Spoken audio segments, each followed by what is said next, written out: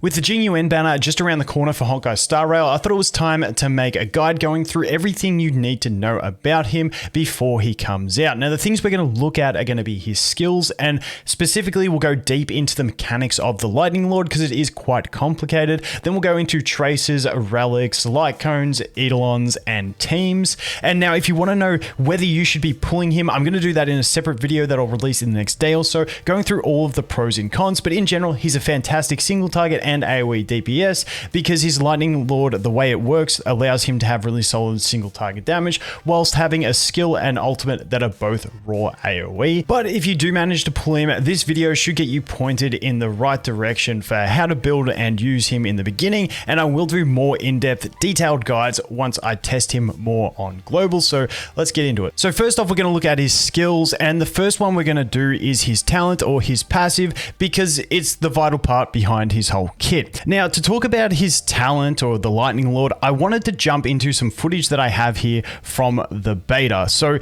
as you can see here, the Lightning Lord is in the turn order. It's basically like an additional character, but it can't be attacked or anything like that. On top of that, if JING YUAN is dead, it goes away, and if JING YUAN is CC'd, he can't, the Lightning Lord won't make any attacks, so keep that in mind. Now you can see here up there, it's got obviously its turn gauge as the 67, but it has the 3, and now that is how many of its attack stacks it currently has. Now it's going to gain these attack stacks. Its base is 3, and it can gain them when either JING YUAN uses a skill or an ultimate or from the technique before battle. But you'll see here, we're going to use a JING YUAN skill, which is going to cleave on these enemies, and it's also going to increase the stacks by 2. So if we do this one, I just want to show you quickly. So there we go. We go in and attack, and you can see we are up to 5 stacks of this. Now this controls how many attacks it's going to use when it takes its turn. Now something else that I didn't mention is that the Lightning Lord's base speed is 60, but each time you increase those stacks that we just spoke about, it will increase its speed by a further 10, meaning that as you start increasing those stacks,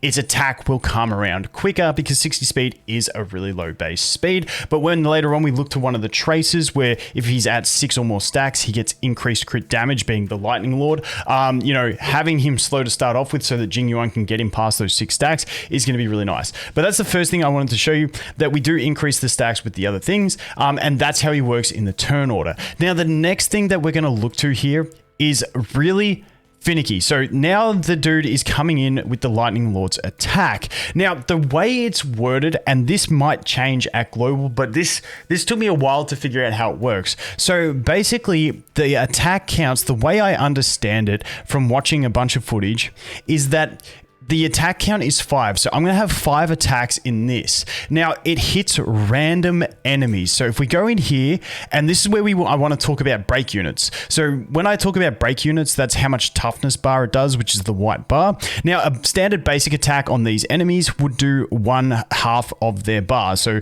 these 3 have all taken 1 break unit. Now when we look at this follow-up attack or the Lightning Lord passively in the turn order, his break units, each hit of his ability on the primary target that it's hitting is going to deal 0.5 break units, being 25% of one of these guys' bars. But if you watch in this, you'll see that each hit is going to hit a random enemy. It's not just all in on one enemy.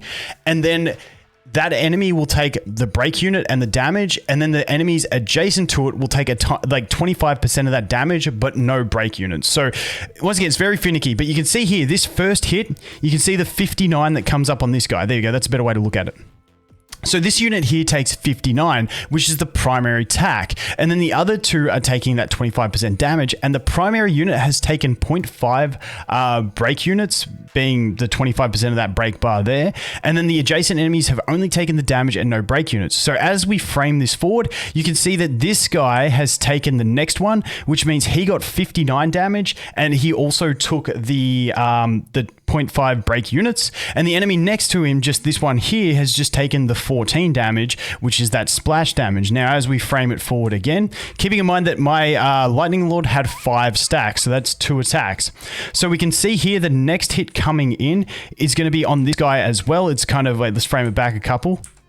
Let's go back here. So yeah, this guy, so the first attack hit this one here, if you can see my mouse, which is the third from the left. And then the next one hit the far right. And the one after that hit the far right again. So we get a second 14 coming on this one. And we've got the double 59s on that. And he is fully broken. So that's 3 attacks. As we frame it forward again, you can see that this guy here has taken a hit.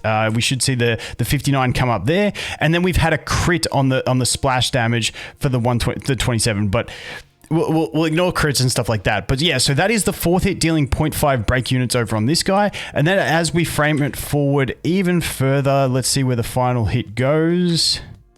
It may have gone on the original guy as well.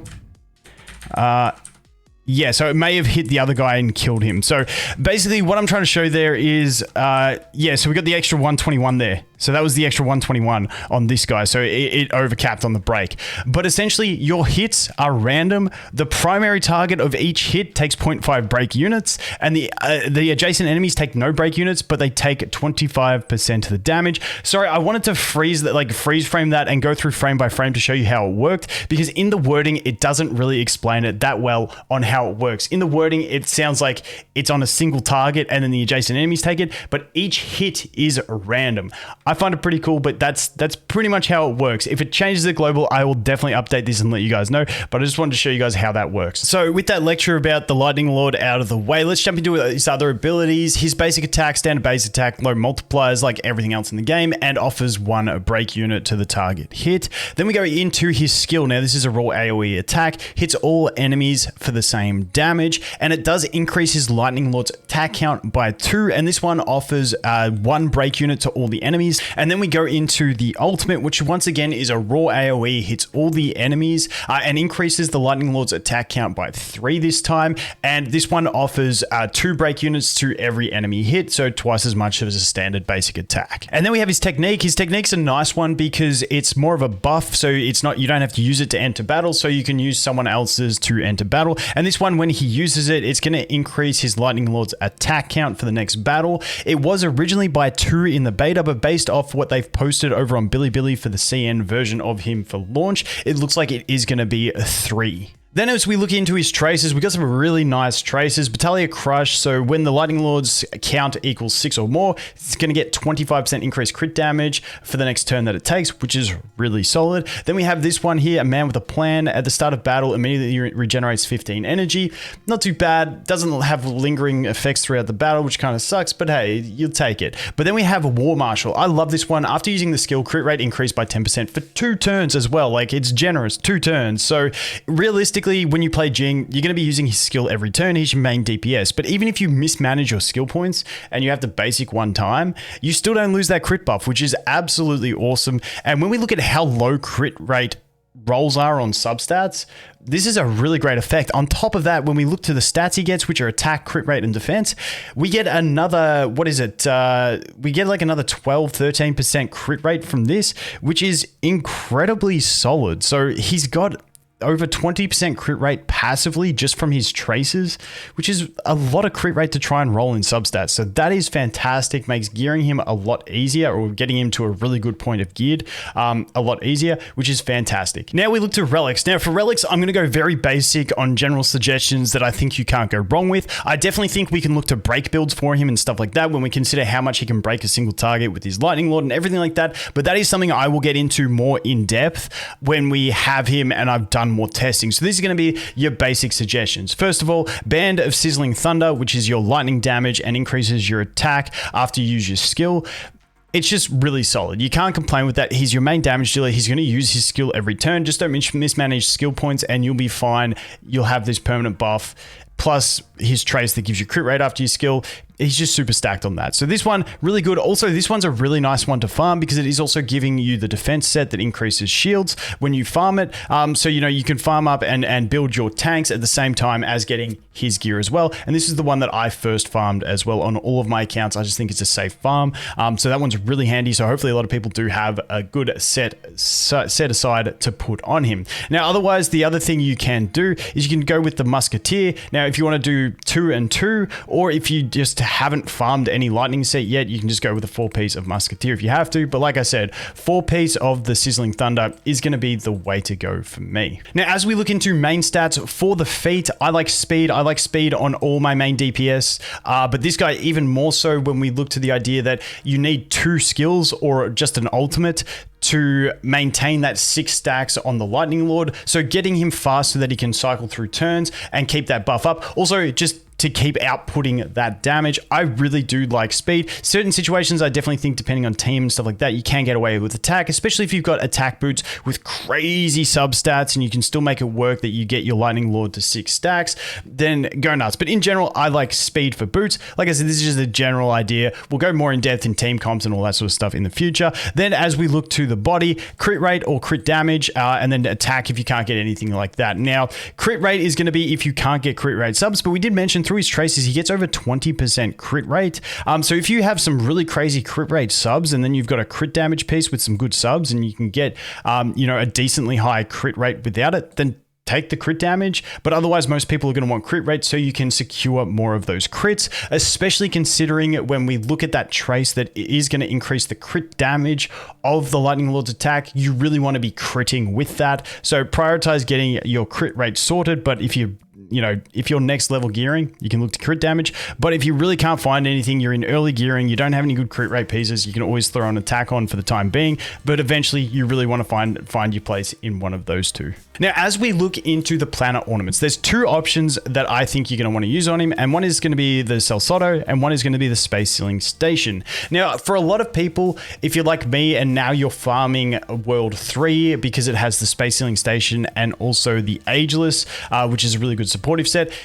This one is really, really strong. It's strong on all your DPS anyway. It's a good option. But if you're also like me, unfortunately, I didn't have any good lightning ones. But if you pre-level count level 40, when you could farm World 6, when you couldn't get any other 5-star relics anywhere else, if you farmed World 6 like I did and you got some good drops, feel free to use this one. I just still wouldn't sacrifice farming World 3 at the early stages because it's just helpful for gearing up like any unit you want. But that is me personally. Either of these 2 I think are perfectly fine on him. Go nuts. As for main stats on them, lightning damage on the sphere, just that's a pretty obvious no-brainer. If you don't have a lightning damage, feel free to slap an attack on it. Still gets you some effective stats. And for this one, we're going to look to the attack as well. I definitely think there could be discussions around energy regeneration and break effect for just about every character. But for this guy, I think you're pretty safe just to go with attack. And like I said, we'll experiment more on global, and I'll let you guys know any findings that I do have.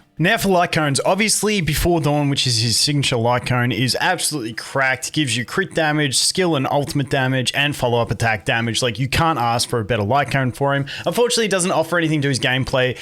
It just raw damage numbers, and that's essentially what it does. But hey, it's going to be his best in slot because it also has the highest base stats that it can give. So Before Dawn, if you're going to pull for it, it's good on him. Pretty much the gist. Now, when we look to free-to-play players, what you might actually have, when we look at the seriousness of breakfast, is actually not too bad. Now, this is a typo, I believe. In-game, it only stacks up to 3 times on this. But because you can max this one out, it's not too bad. We get the 24% damage increase, and we get up to a 24% attack increase as well when we stack the 8% up to 3 times. Now, the problem with it is its base stats are very low when we look at it compared to something like Today is Another Peaceful Day, which has at max 529 attack, and this one has 476. When we consider the fact that all your attack percent increases are based on the base stats, that is the one crippling point to the free-to-play, the free-to-plays that we get. But Today is Another Peaceful Day is another really good one if you want to. He has 130 base energy, so he does get a decent damage increase off of this one, whilst also having the higher base stats. Plus, if you have 1 or 2 super impositions, this one is really going to shine for free-to-play. But the other thing is, if you do pull the Night and the Milky Way, this one's going to be really solid. Now, it does require him breaking, but Normally, you're going to be using him against enemies that you can break. We do get the attack percent based on how many enemies are on the board. So he is an AoE damage dealer. He can do amazing, obviously, in single target. Because he does have the AoE as well, when you got more enemies, he's going to nuke through those trash mobs quicker or when bosses summon things. Plus, this has the high base stats as well at 582, which is really nice. So if you have that one, you're fine to use that one. Or today is another peaceful day. But for the free-to-play option, if you can max out the seriousness of breakfast, it's going to be really good. And best in slot is obviously going to be Before Dawn, which is his signature one, which is completely cracked. Now, I want to quickly touch on Eidolons, even though I don't think many people are going to go ham on it. I know a lot of people are free to play just looking to get one unit. I just wanted to touch on him. His Eidolon 1 is just extra damage, essentially, for the adjacent enemies hit with his Lightning Lord's attack. It's honestly not that crazy. You're not going to really need it. Now, Eidolon 2 does give him a decent damage increase. Unfortunately, it doesn't change his gameplay at all, which I find to be boring. But in general, it is a really solid damage increase because he's going to get basically all his basic, skill, and ultimate are all going to deal 20% increased damage for 2 turns after the Lightning Lord's attack. So it's basically just a 20% damage increase for him around the clock, unless he cycles through too fast. But in general, 20% damage increase, not too bad. Then we look to Eidolon 4. Honestly, I like Eidolon 4. I really wish this was either 1 or 2 because it offers like a different sort of feeling when you play him, being that you generate more energy when the Lightning Lord does the attacks. And as you can get up to 10 attacks. Normally, you're going to be trying to get at least 6. You're going to be getting anywhere from 12 to 20 extra energy each time the Lightning Lord takes its attack, which is honestly really solid. And then we have the Sweep Souls Slain. So this one, each hit performed by the Lightning Lord when it takes action will make the target enemy vulnerable. While vulnerable, enemies receive 12% more damage until the end of the Lightning Lord's current turn, stacking up to 3 times. So what I believe that means is if you've got 6 stacks on the Lightning Lord, he comes in, the first 3 hits the first hit will then increase the damage of the next hit by 12%. That hit will increase the damage of the next one by another 12%, and then another 12% until you're up to a 30% multiplier for the remaining hits of that attack, if that makes sense. That's how I read it. Apologies if that is not 100% right. I don't know if I'll get to the point of actually testing that in the game. So for the whales, I feel like if you're going to Eidolon 6, you're going there regardless. So enjoy it. Now let's jump into teams. Once again, I will go deeper into Jing Yuan teams later in the future. It is going to be specific to enemies in the Memory of Chaos and stuff like that. But in general, I think you've got 2 main builds for him, which is a balanced build being him, a healer and an offensive support and a defensive support, or you've got the hyper carry, which is him and 2 offensive supports and then a healer. And those are the 2 main ways that I think you'll be just pretty basic to get around him. Now, I think Jing Yuan is a fantastic pairing with him. So is Bronya, obviously. These 2 with him means he can just absolutely wipe boards, and then you just bring a healer for, you know, when you take damage and you need to heal. Then on top of that one, this one is like the more balanced build. I think this one's going to be what a lot of people will use when they first get him. Moving in, you know, we're not level 80 yet. When we're looking at Memory of Chaos, you still need some survival. So I feel like a balanced build where you have him, healer, offensive support, and defensive support is going to be a way. Keep in mind, you can change Trailblazer Fire around with something like March 7th if you want. Obviously, Natasha can swap with Bailu, and this offensive support, you can swap it with any of them in the game. I just really like Jing Yuan with him, so that is one of your options. But in general, those are the 2 team cores I see being used for him. And like I said, I will go deeper into full, more niche team builds in the future, but that will get you pointed in the right direction.